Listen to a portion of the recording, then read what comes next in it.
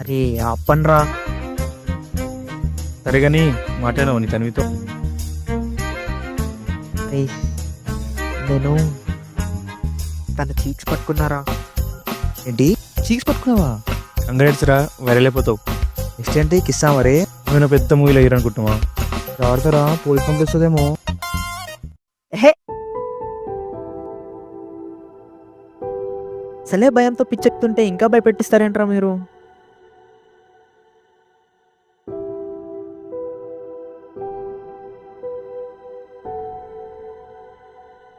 ఏయ్, ఇలానే భయపడుతూ కూర్చుంటే నీ మనసులో మాట తనకెలా చెప్తావురా?